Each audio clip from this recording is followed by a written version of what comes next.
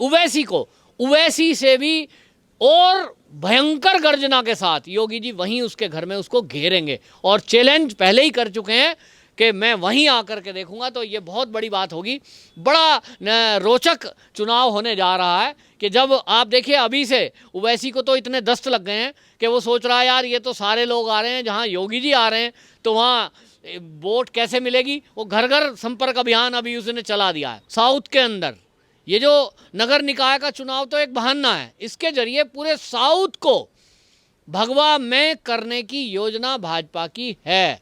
और ये जो साउथ है पूरा, तेलंगाना, तमिलनाडु, आंध्रा, केरला, ये सारे प्रदेश वो हैं जहां भारतीय संस्कृति की धरोहर को अभी भी लोगों ने रखा है।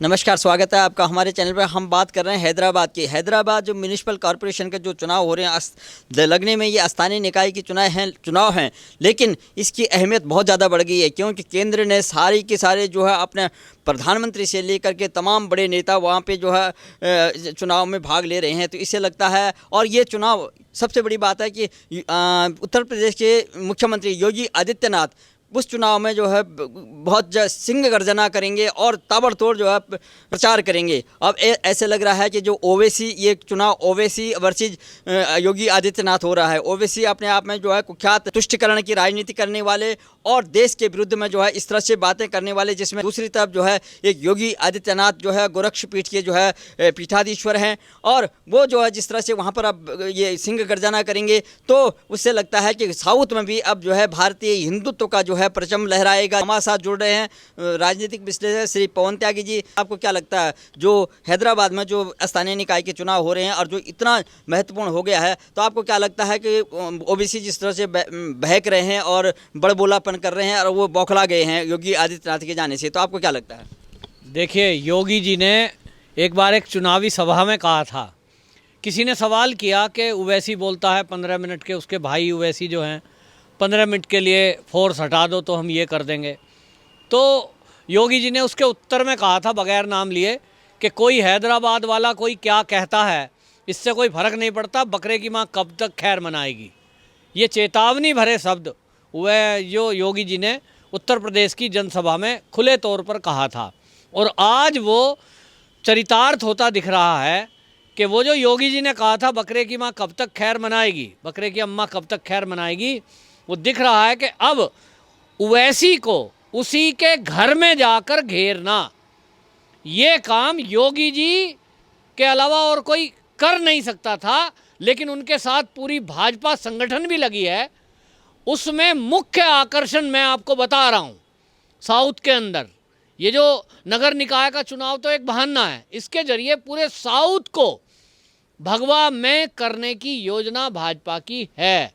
और ये जो साउथ है पूरा, तेलंगाना, तमिलनाडु, आंध्रा, केरला, ये सारे प्रदेश वो हैं जहां भारतीय संस्कृति की धरोहर को अभी भी लोगों ने रखा है, धार्मिक प्रवृत्ति के लोग हैं।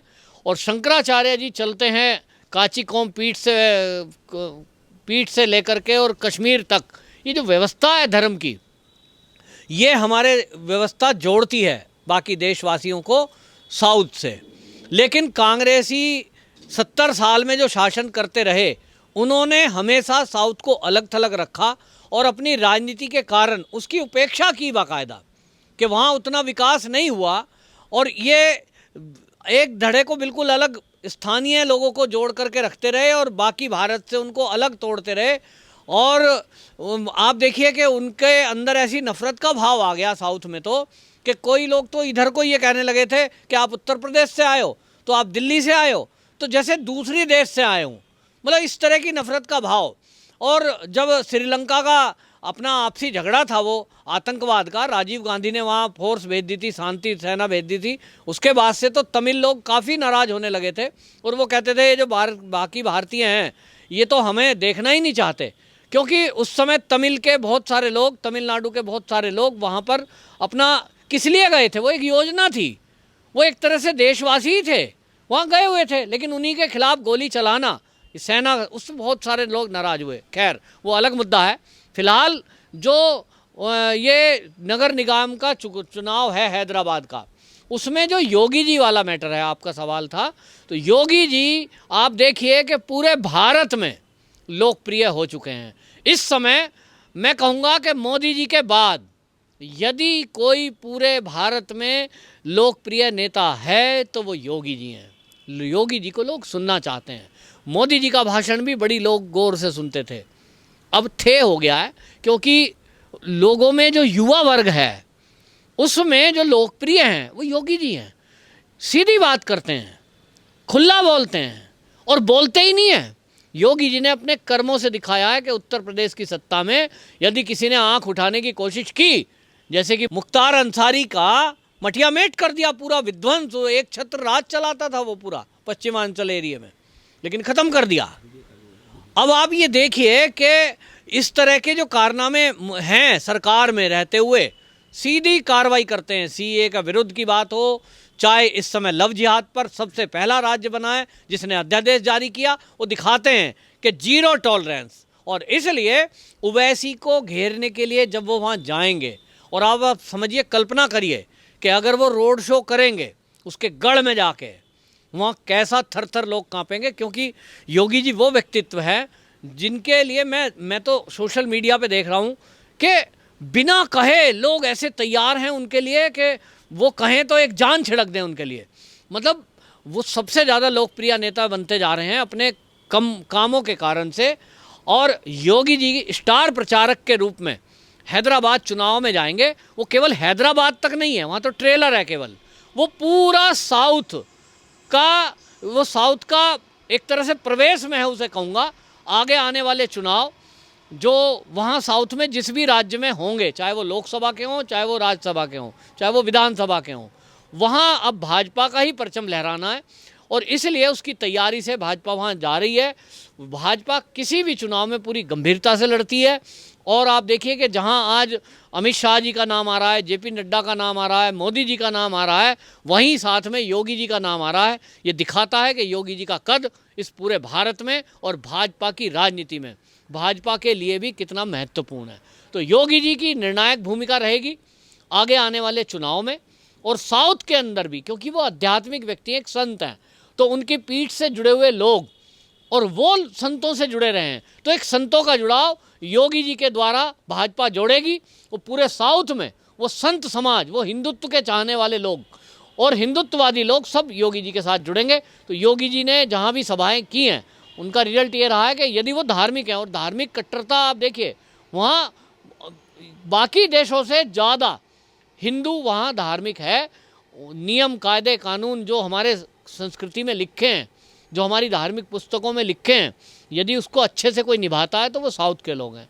और इसलिए साउथ में ये हिंदुत्व की पताका और हिंदू राष्ट्र की अवधारणा लेकर के जो चल रहे थे हम, वो हिंदू राष्ट्र भारत है, लेकिन वो तब जब तक वहाँ भगवा ना फहरा जाए, वहाँ से विधर्मी लोग ना चले जाएं, उनका नाश ना हो जाए, तब तक मैं कहूँगा कि वो हिंदू राष्ट्र की जो अवधारणा है वो पूर्ण नहीं होगी।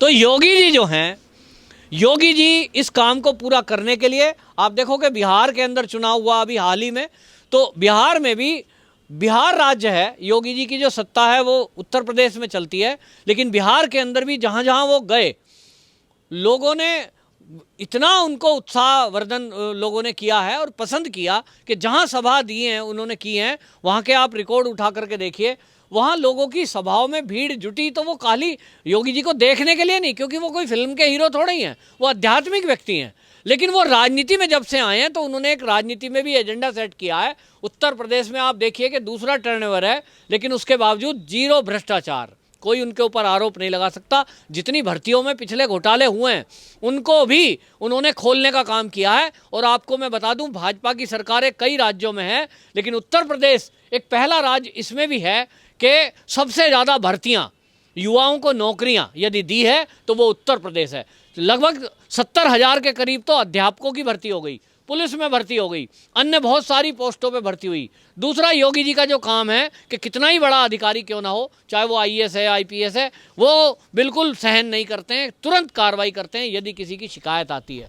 तो ये जो उनके काम है, इसके कारण से वो लोकप्रिय हैं और पूरा भारत अब योगी जी को मोदी जी के बाद ये सोच रहा है कि अगला प्रधानमंत्री योगी जी हो। ऐसे में दो बड़े नेता का पहुंचना, ये समझ लीजिए ओवैसी के लिए तो खतरे की घंटी है, क्योंकि ओवैसी से भी और भयंकर गर्जना के साथ योगी जी वहीं उसके घर में उसको घेरेंगे और चैलेंज पहले ही कर चुके हैं कि मैं वहीं आकर के देखूंगा। तो ये बहुत बड़ी बात होगी, बड़ा रोचक चुनाव होने जा रहा है कि जब आप देखिए अभी से ओवैसी को तो इतने दस्त लग गए हैं कि वो सोच रहा है यार ये तो सारे लोग आ रहे हैं, जहां योगी जी आ रहे हैं तो वहाँ वोट कैसे मिलेगी। वो घर घर संपर्क अभियान अभी उसने चला दिया है, अकेला पार्टी चलाता है अपने बेस पे, लेकिन ख्वाब देख रहा है वो जिन्ना बनने के। तो वो दूसरा जिन्ना नहीं बनने देंगे। योगी जी और मोदी जी, दो बहुत बड़ी दीवार उनके बीच में अभी खड़ी है, जो उनके ख्वाब हैं उसे गिराने के लिए। आपने बहुत अच्छी तरह से हमारे दर्शकों को समझाया, बहुत बहुत धन्यवाद।